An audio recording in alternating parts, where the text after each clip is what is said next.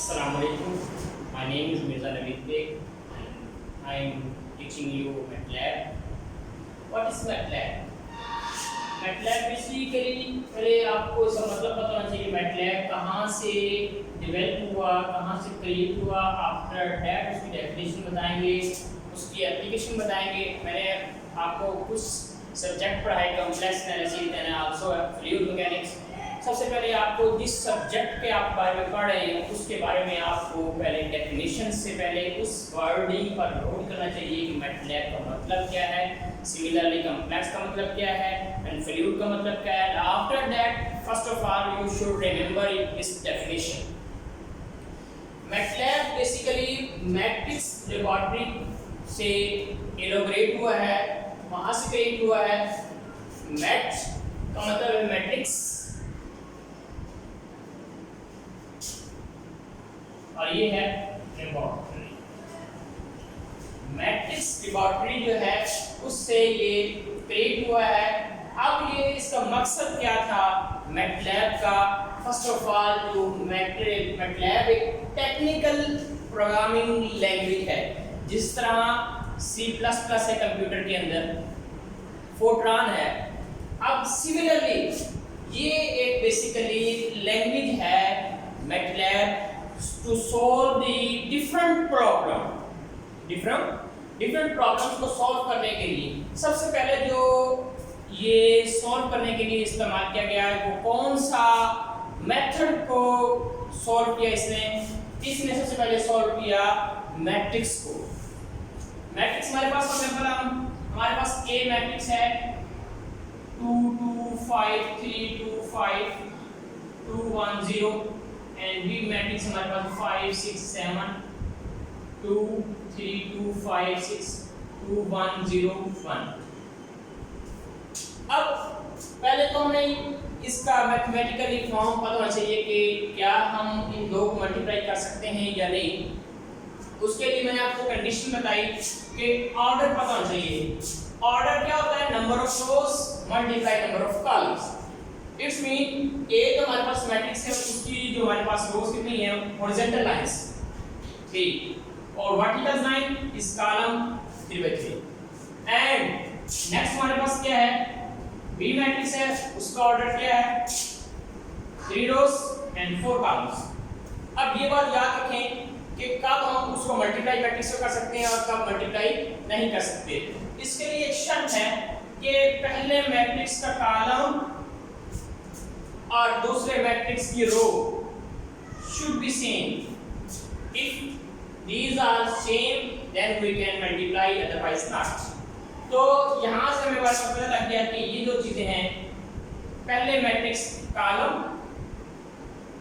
और दूसरे मैट्रिक्स की रो, तो इसका मतलब इसका जो ऑर्डर आएगा, आंस आएगा, उसका 3 × 4 ऑर्डर आएगा। इतना तो हमें एमसीक्यूज के लिहाज से पता है, क्या बता सकते हैं।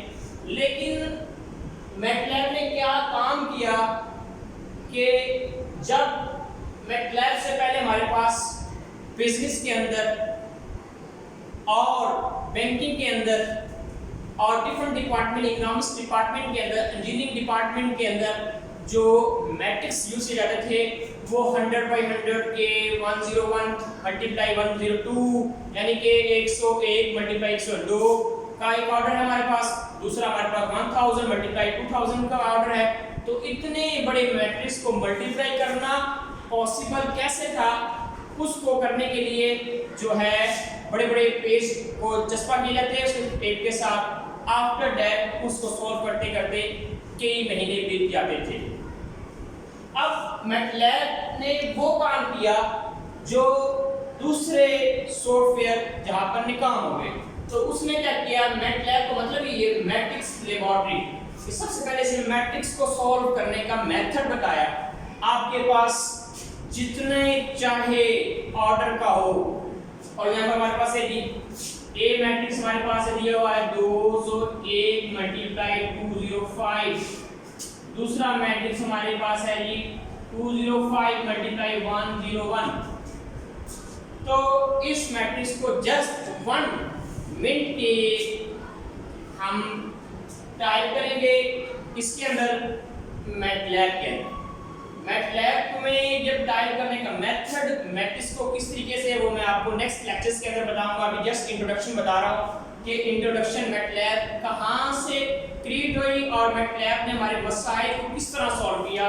तो मैटलैब ने जो हमारे पास ये था 201 रोज मल्टीप्लाई 205 कॉलम्स एंड बी हमारे पास क्या था 205 रोज एंड मल्टीप्लाई 1001 इज कॉलम।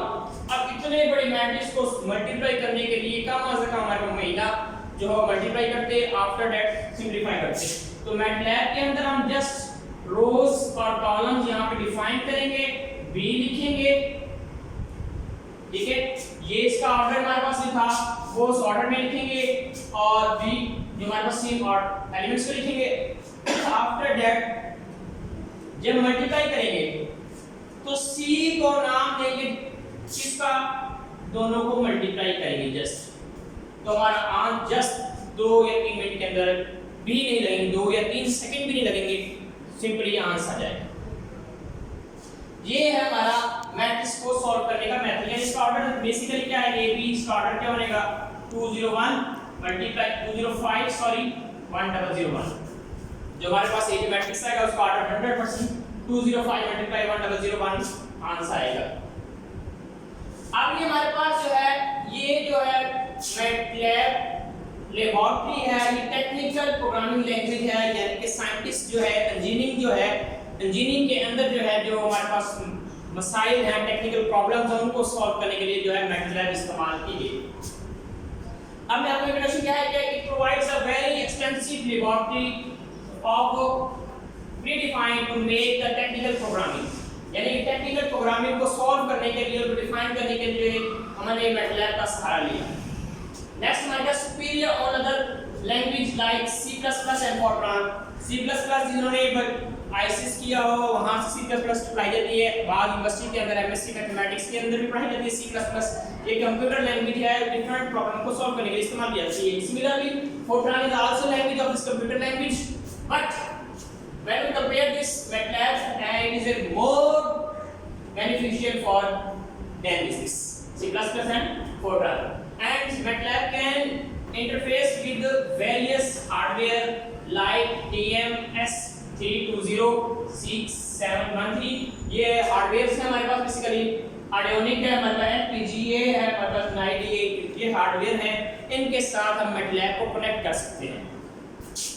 अब ये जो हमारे पास है इसकी जो मैंने इंट्रोडक्शन बता दिया कि ये जो हमारे पास इंट्रोडक्शंस है और ये कहां पर जो है हार्डवेयर के साथ कनेक्ट करके हम इस्तेमाल कर सकते हैं। अब जो मैट्रिक्स मैटलैब के अंदर जिस तरह हम कहते हैं कि विंडो 7 विंडो 8 विंडो 9 विंडो 10 जो कंटिन्यू है वो सिस्टम अपडेट होता आ रहा है, ठीक है।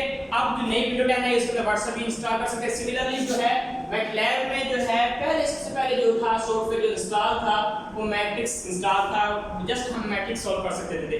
आफ्टर दैट जो है उसके बाद हमने क्या किया कि डिफरेंशियल इक्वेशन हायर ऑर्डर की, सेकंड ऑर्डर तो सॉल्व कर सकते हैं आप, थर्ड ऑर्डर भी कर लेंगे, फोर्थ ऑर्डर भी काशी आइलर इक्वेशन से, जिस तरह हमने आपको प्रीसीडिंग सेमेस्टर के अंदर करवाया कि काशी आइलर इक्वेशन को कैरेक्टरिस्टिक इक्वेशन के अंदर कन्वर्ट करते हैं और सिंपली जो है सिंथेटिक डिवीजन लगाकर हम सॉल्व कर लेते हैं। सिमिलरली अगर 5 ऑर्डर को हो या 10 ऑर्डर को हो तो उसको सॉल्व करने के लिए जो है हम बेहतरीन जो सिंपल जस्ट ODE कमांड के जरिए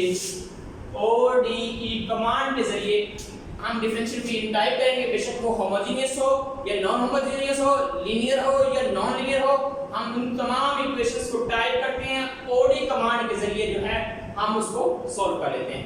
सिमिलरली जो है हम आज इसका इंट्रोडक्शन किया हमने, ठीक है।